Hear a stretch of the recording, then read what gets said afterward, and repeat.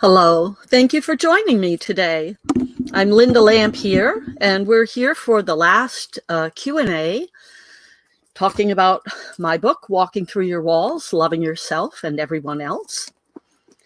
And I'm here to answer questions and talk about the chapters that we read last week, or rather on Sunday, and answer any other questions that come to mind while you're here. So let's just talk about the fact that this will be the last Q&A. And if you were here with me on Sunday, hi, Amber. Thank you so much for joining me. If you were here with me on Sunday, you heard that I'm going to be doing something new starting on Sundays, and not necessarily this coming Sunday. I think I'm going to take a couple of weeks break and do some promotions of this next thing. But it's going to be, I think of the old time radio shows when people could call in and talk about their lives and whatever was challenging them, whatever the specific radio show was about. And so I'm going to do something similar, only we'll incorporate social media and video. And you'll be able to, during that hour on Sundays, either have submitted your problem or situation that you want me to address, or you can call in, or you can, like here, message in and be live. I do have the ability to bring people on screen. And so if you wanted to come on screen and share your challenge, your spiritual challenge, we could do that as well.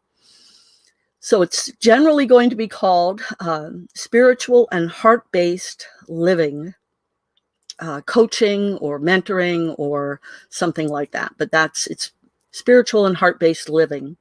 We have a lot of challenges facing us to stay in our hearts throughout the day.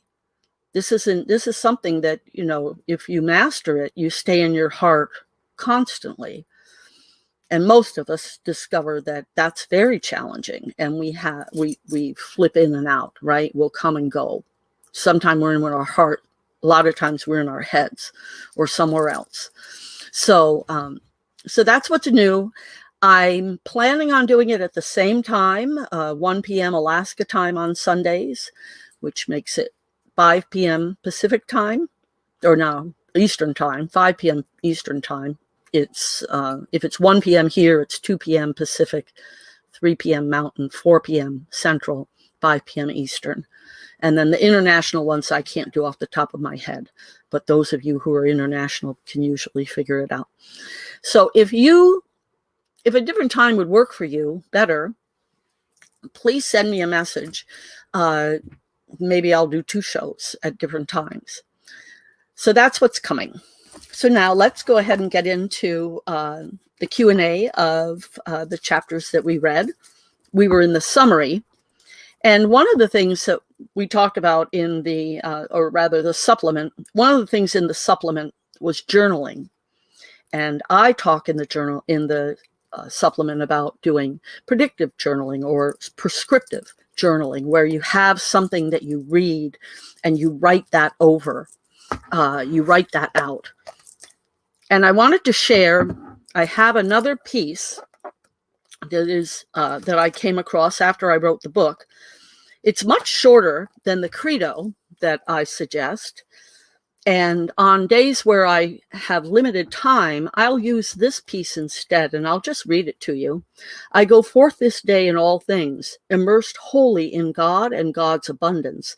Now, I haven't translated this into the neutral, non-religious but you can substitute that. The conquering Christ stands forth one with God's abundance, and in every activity of this day.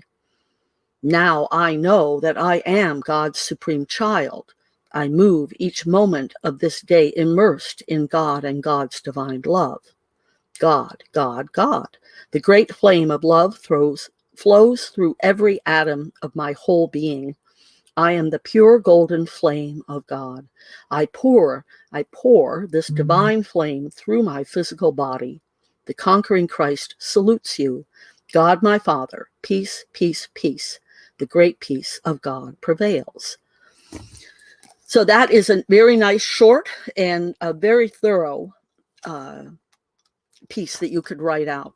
And if you do that every day, remember, all the cells in your body, everything is paying attention and is listening.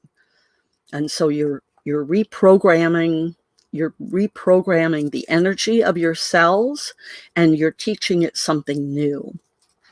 Thank you, Amber. I think it's a beautiful piece as well. The other thing I wanted to do was talk about journaling a little bit. I'm just trying to find a place to put this book down now.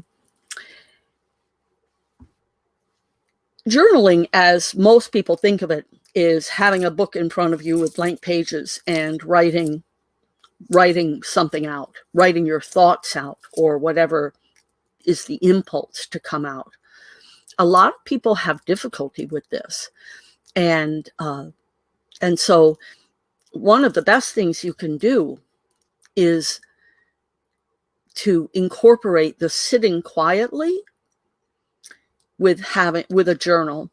So not necessarily journaling, but having a journal handy, a journal and a pen handy, so that as you're sitting quietly and something comes to you, after you've had the experience of sitting with it, if you have a journal handy, then you can write it down, and you can write perhaps your thoughts about it or how you feel about it. And that's one way that you can journal. Some people like to just sit down and start writing their day. And one thing that you can do is you can use a journal kind of like a diary, especially to start with. If you're having a hard time, like sit down with a journal and you got a pen and it's like, okay, what am I supposed to write? An easy way to start the process is just to write about your day. And then as you feel comfortable with it, write about your feelings about your day. That's one way to start moving, right?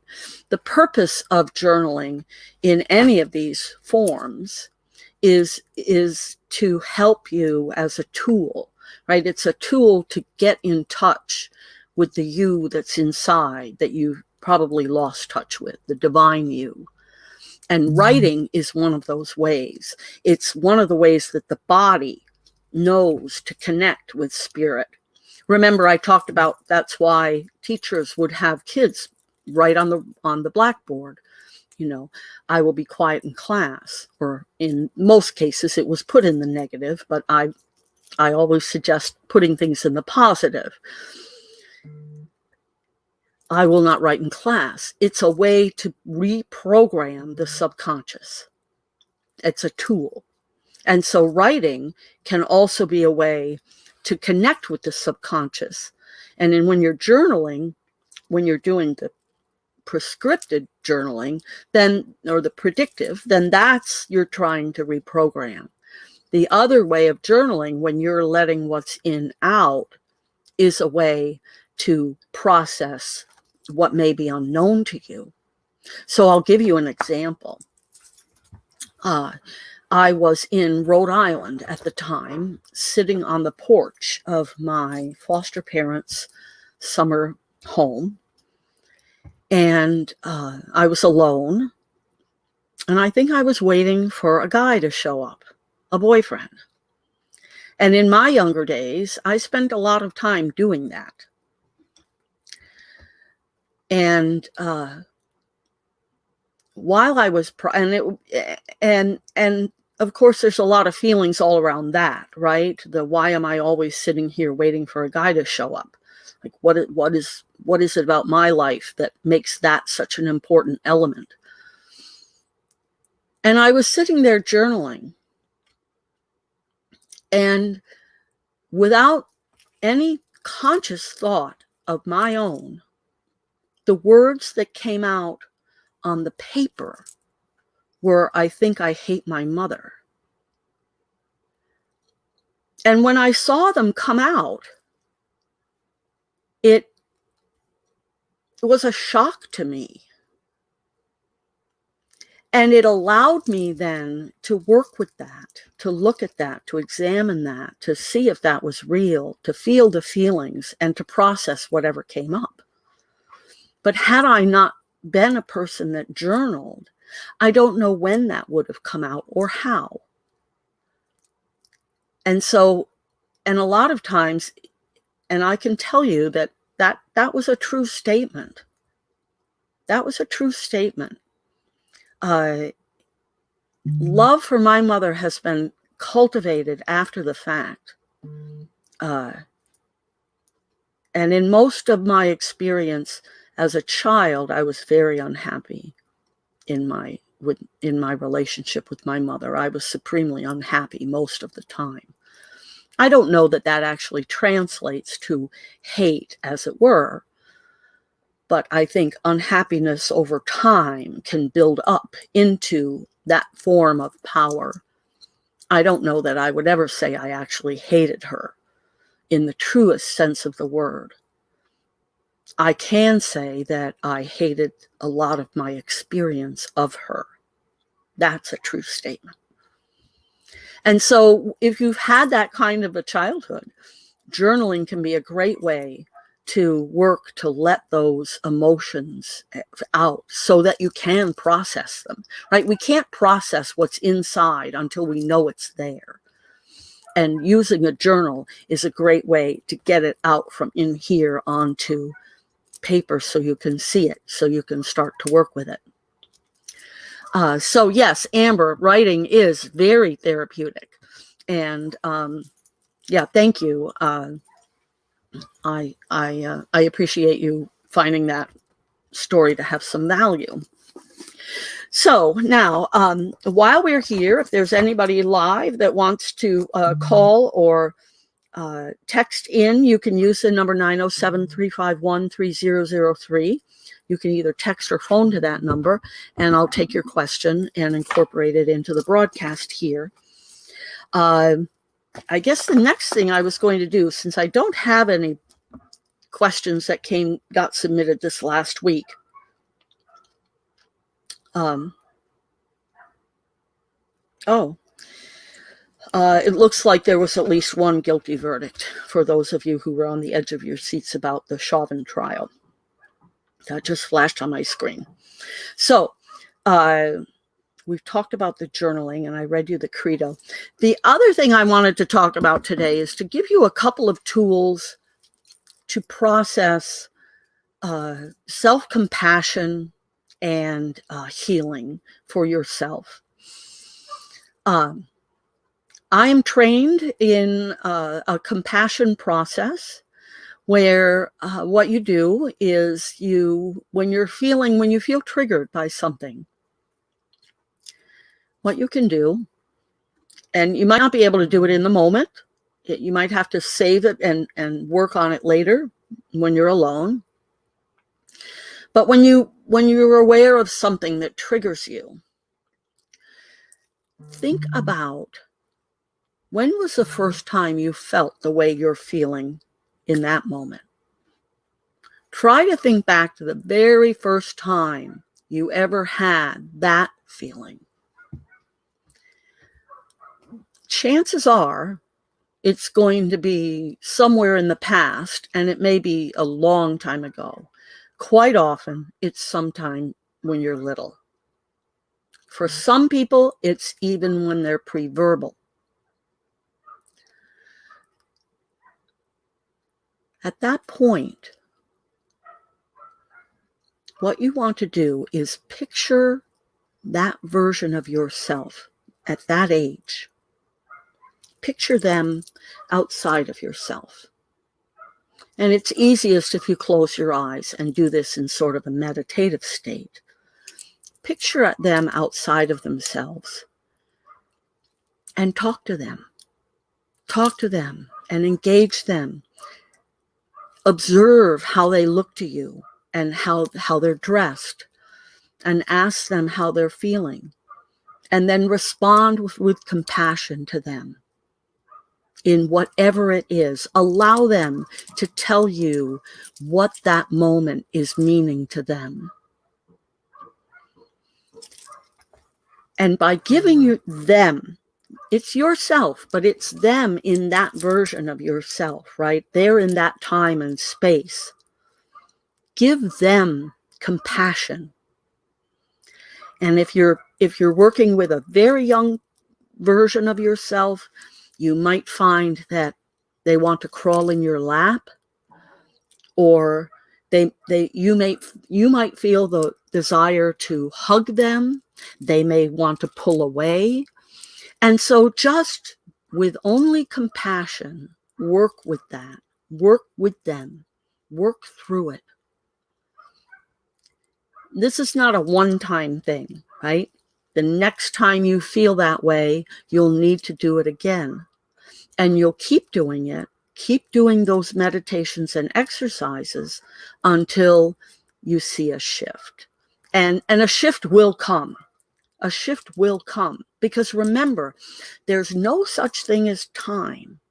So even though you are here in this moment, experiencing this discomfort, whatever it may be, as a result of maybe your boss or a coworker or a spouse or a child, whatever it is that has you feeling the need to heal yourself and give yourself compassion, that's a moment in time that you're in now, but every other moment in time is still existing.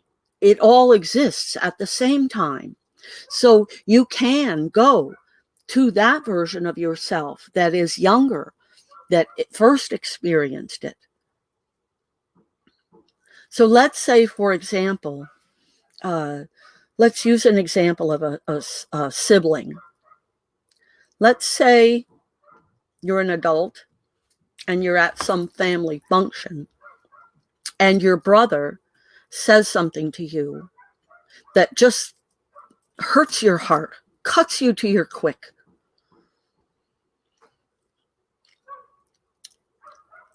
And there's a deep wound because this brother has done this forever, right? From the time you came along, this brother has done this to you, and you felt this way. So as an adult then, what you do is you remember, when's the first time you remember this brother doing this to you? How old were you? Where were you? What were the circumstances? What are you wearing? And allow that version of yourself. You're just basically moving through time to this other slice, right? It's just somewhere else on the wheel. And you can take yourself back there to be with that version of you. And so love yourself there. Love yourself. He's being mean to you. That's him, right? Use all of the wisdom that you have. Use the understanding of the 4 agreements, not to take it personally, that it's a reflection of them, right? Frame it with that little one of you, that you weren't doing anything wrong, that you were just being your best. You were being impeccable with your word. You were little. When we're little, we can't hardly be anything but. And this person, this large person, does or says something to you that hurt you, then heal it. You can heal it by loving yourself and giving yourself compassion in that moment. And what will happen is, the next time you're around that brother, you'll see him differently. You'll react to him differently because you will have healed that inner wound. There's been a lot of talk lately, for some reason, I've seen on social media about our core wound. And that was something I wanted to touch upon here, because there is this concept of a core wound. It may or may not apply to you, right? I am not convinced that everyone has a core wound. I think that there are people who came into form and who had childhoods that were loving and compassionate, and who grew up in loving and compassionate ways and in a balanced environment, and they didn't sustain a core wound in this lifetime. The problem is that, as we've said, there's no such thing as time. So even if this lifetime is absent of a core wound, it doesn't mean that your collective body, your spirit and your housing doesn't have a core wound that it relates to. And so if you've had some kind of trauma in a previous life that is meant to be an influence in this life, then that is a core wound, even though in your lifetime here, you can't think of one. And so getting in touch with what's at the root of the things that trigger us is the way to discover where that core wound lies or what that core wound might be. A lot of people go through life never realizing that when something triggers them and gets them upset, that that's an opportunity for them to find peace within themselves. And that's really what life is really about, is how do we reside in this 3D physical realm that is an illusion? Everything is not what it seems. How do we live through this and always be in a place of joy or happiness? Because that's why we came here. So that's the real challenge, is to clear out the wounds so that we're not dragging them around with us. So I think for some people, the idea of a core wound may be a new idea. But chances are, when you start to really tune in, start thinking the next time you find yourself upset, why am I upset? And it'll be a little difficult to sort it out at first, because our natural tendency is to just look at what's in front of us, right? Why are you upset? I'm upset because, okay, here's an example. A lot of people, it's a good typo, Amber, not to worry. A lot of people might get upset, for example, if they knock something over. And for some people, like knocking something over and making a big mess that they have to clean up can be a really traumatic thing. But ask yourself, really, what is the trauma in it? So you knocked it over and you spilled things and you clean it up. For some people, though, it can be like a very, very upsetting event. My guess is that there's some history there. So my suggestion is, whenever anything in your life gets you going, there's an opportunity here for healing. Because when we're in that agitated state, that is not what we're here to experience. We're not here to be unhappy or agitated or upset or hurt or sad. I mean, there are those momentary things, but in general, it's not how we should be feeling as we're going through our day. And there's lots of people who go through their day from one agitation to another. They never really have a sense of peace or calmness or happiness.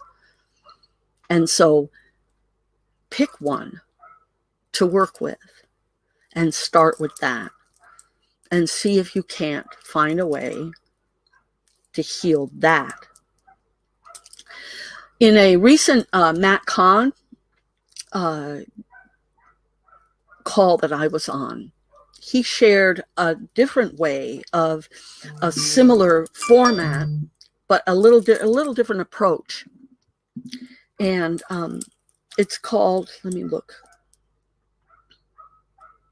Revisit, Refrain, Reframe, Reclaim. And so that's very similar to the compassion process that I'm describing to you, right? We're going to revisit what happened the first time that made us feel this way when we're doing the compassion work.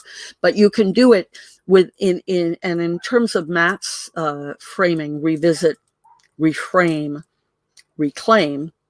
You can do it with any traumatic or significant event that you've had in your life. You could think of a specific event like an exchange with your mother or your father. And that was the example that he was using in his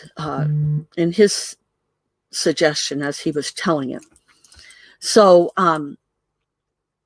with the compassion work, you're going to revisit. You're revisiting yourself in that younger form, feeling the way you're feeling now, but the first time.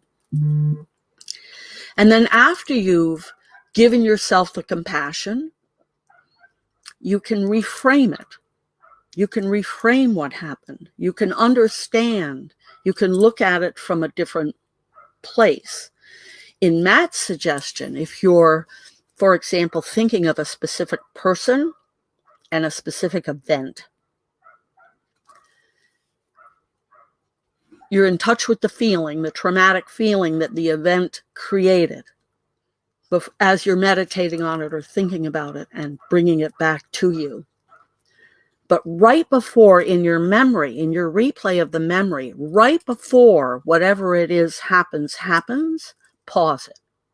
Pause that visual memory and then ask that person in that moment, tell me the truth about what's happening here. Specifically helpful when you're working with either an adult, a parent or perhaps a spouse, I think. But maybe just as applicable in other settings as well. I haven't thought them all through, but because of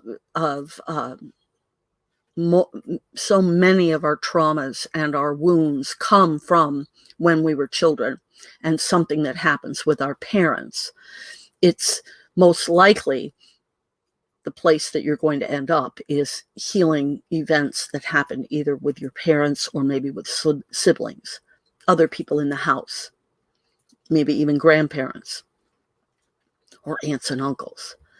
So I can think of, for example, a moment when my mother used to beat me. And for, I'm not sure what. I mean, to this day, I'm not sure what. What was the point? I'm not sure. And so in this example, what I would do is I would get in touch with the feeling that I was having as she's beating me or about to beat me, and then pause it. And then in a meditative state, ask her, what is the truth going on right here, right now? And then see what the answer is. And it's not, you're not trying to make the answer. You're allowing the answer to come from her energy or his energy. You're allowing the answer to come from them. And there should be, if they're being truthful and honest with you, there should be great healing in what you get. And then at that point, you get to reclaim your power, right? They've finally been honest, and you can reclaim your power and realize that it wasn't you, it was them. You may have done something wrong. That doesn't make it okay for anybody to beat you. Right? Never has it ever been okay. Yeah, there are lots of people who parent that way, who use corporal punishment as a way to get power over their children and to control their children. But that was never the intended way. That's not how we need to be.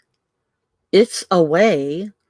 It works to a certain extent if you want to create a planet full of broken people. But it's not the way if you want to create a planet full of heart-based people who are loving and compassionate with each other. And so being able to reframe it from that standpoint of healing so that you can then reclaim your power in that moment will bring incredible relief to you. Okay, now let's see. Amber. Yes, clearing out the wounds. My husband used to get very upset over things that got spilled. Right.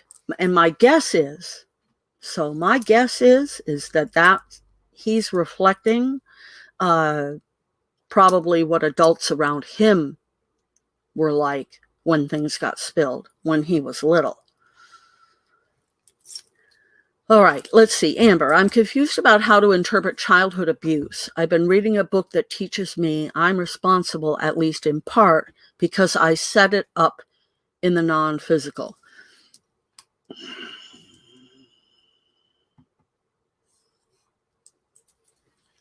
Well, I'm all about truth and transparency, so I'm going to tell you why initial reaction is burn that book. I'm being perfectly honest. That is not anything that resonates with anything that I know at all, right? Not at all. We don't come here. We don't intend. I mean, individually, we may. No. Nope. I can't go there. I can't go there. We do not come here to experience abuse. We don't come here to be abused. We don't come here to abuse other people. It isn't why we're here. We came here to experience the splendor of this amazing thing we've created and to experience it together with each other in joy. That's why we're here. Anything less than that is not a part of it. And so childhood abuse is never, ever, under any circumstances, owned by the child. Never. Not in my world. Not in what I understand.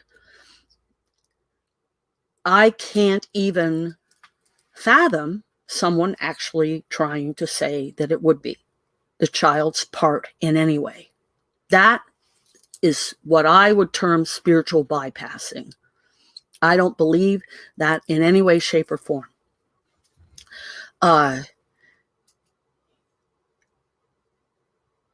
Remember,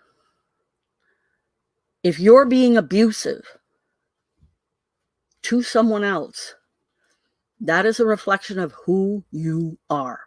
That is not a reflection of the person you're abusing.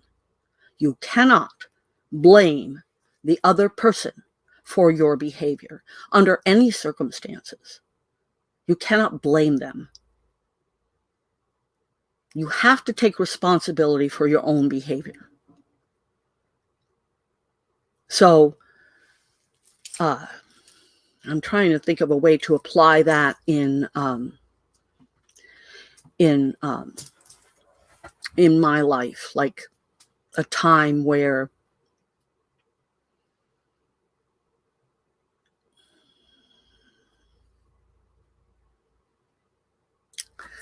I'm having a hard time coming up with a good example.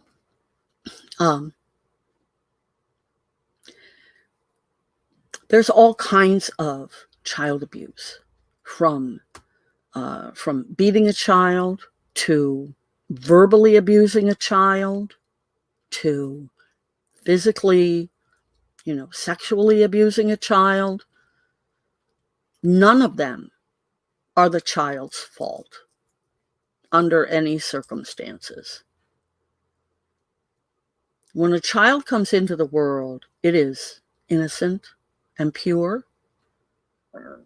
and all it deserves is love. And if you can't give it love, then give it away. Right? If you're not in a position where you can give it love, either from your heart, or at least care for it in a loving way without injuring it or hurting it, you need to find it another home, right? You don't need it then. It's not yours if you can't love it. because love is all we're really here to express. And I mean, it just really breaks my heart to think that there are books out there that are saying that in some way or shape or form, you caused your abuse. No. I not in my world, not in my definition, not in the way I see anything, can I say that that's the case.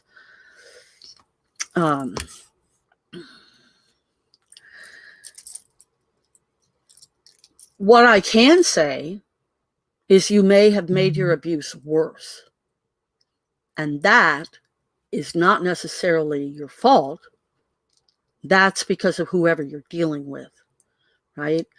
I say that because I know that there were certain things, when my mother was on a tear and beating me, or, there were certain things that I could do, and it ended up making it worse. I got beaten harder.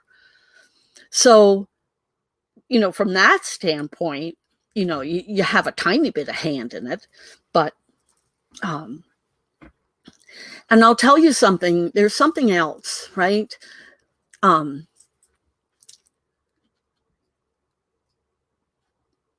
used to have an aunt that beat me too. And she would wait up. She was an alcoholic, and my mother was too. But in the case of my aunt, she would wait up. And I was in theater in college, and so I'd get home very late. And so she would have been up drinking, waiting for me.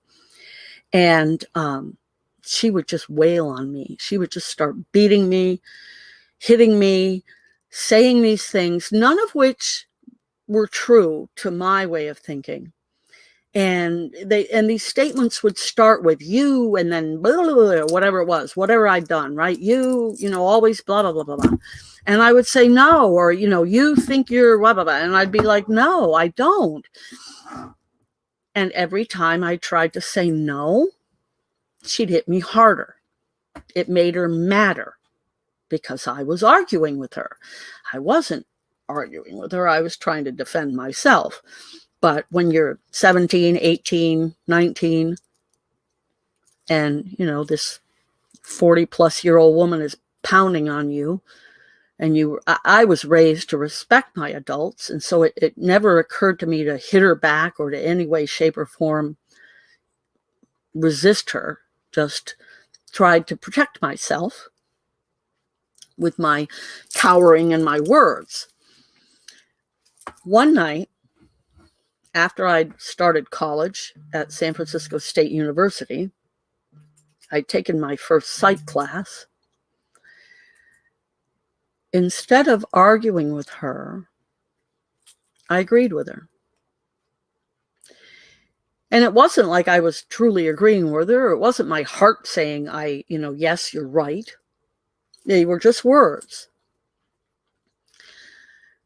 But what it did was it completely disarmed her. She had her arm up ready to just smack me across the face. She said, I called it getting her cocked, right? She'd get her arm up here, she'd all cocked, ready to go, spewing whatever. And instead of saying no, I said, you're right. And then she thought of another one. And and went to do it again. 3 times that happened. 3 times her arm dropped. After the 3rd time her arm dropped, she turned around and walked out of the room. It ended up being the last time she ever beat me. In part, I moved out fairly quickly after that. But there were still some nights where I was there, and she never came after me again after that. So I learned something very valuable there, right?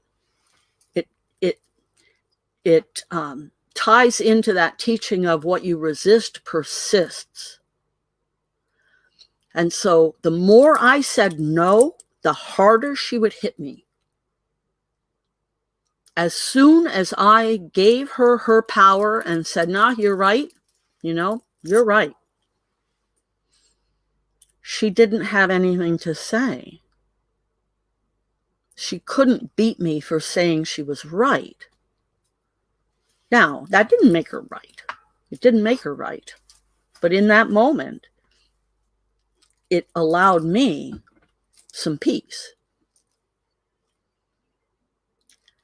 So I just offer that up as a illustration, anyway, of sort of the energy and how that can work. Yeah, she was pretty harsh. I agree, Amber. Thank you.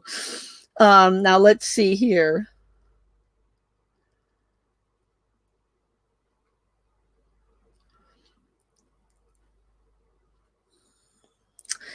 Well, this other thing I have a note about is not necessarily related to what we've been talking about, and it's really quite divergent. So I think we're not going to go there.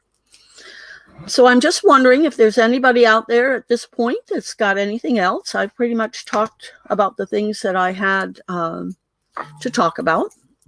If there's any questions, or when we go back, let's see.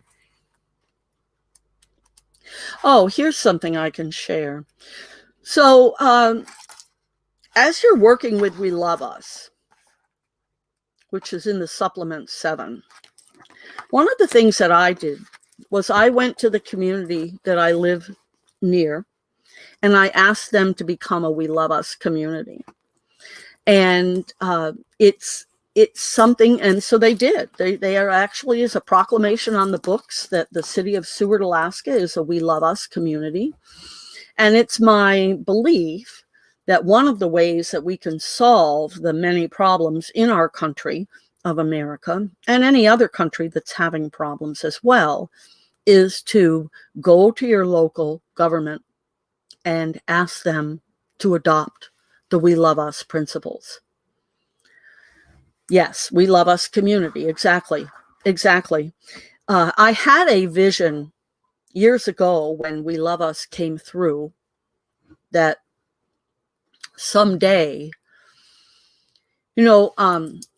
if you're not familiar with AA, Alcoholics Anonymous, it was formed by two doctors back, I think it was in the 1940s.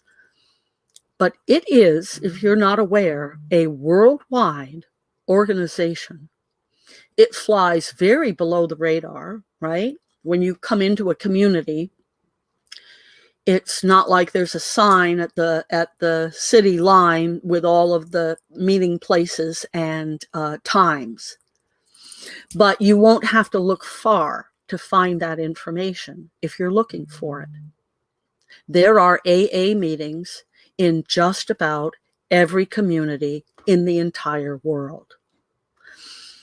And the vision that I was given was that We Love Us would use that same model, and that there would be not just We Love Us communities, but We Love Us organizations and businesses within the community. And so you would see easily the, stickers in windows. Oh, here's a We Love Us shop, and here's a We Love Us shop, and here's a We Love Us restaurant. That was the vision.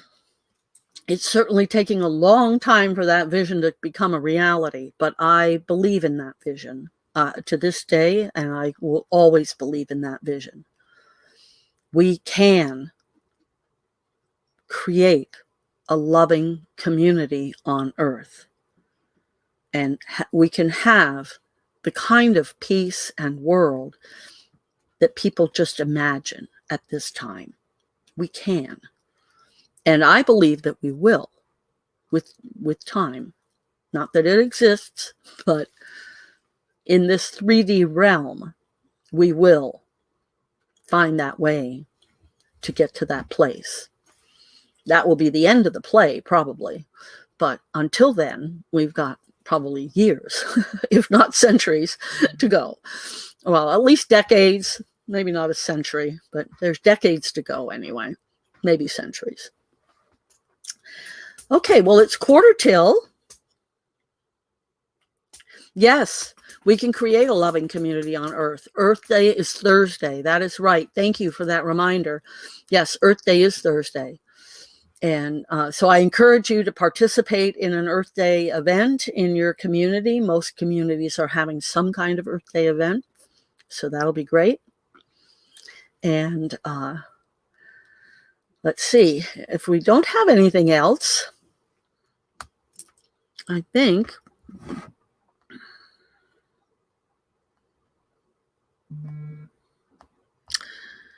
no. Let me check the this phone. No, I don't see anything there either. Well, Amber, unless you've got something for me, I think we'll wrap it up. Again, stay tuned. If you're not signed up on the mailing list, for anybody that's not watching now or listening later or watching later, if you're not signed up for the mailing list, go to lindalamp.shop and get signed up for the mailing list. That way I will do a mailing. I'll do an email mailing when I'm ready to start the spiritual and love-based living coaching. And we'll see you then. That's going to be on Sundays. And again, if you have a specific time that works best for you, please submit that to me so that I can put that in for consideration as to time slots. Other than that, thank you so much for being here today. Love to you all. Much love. Namaste.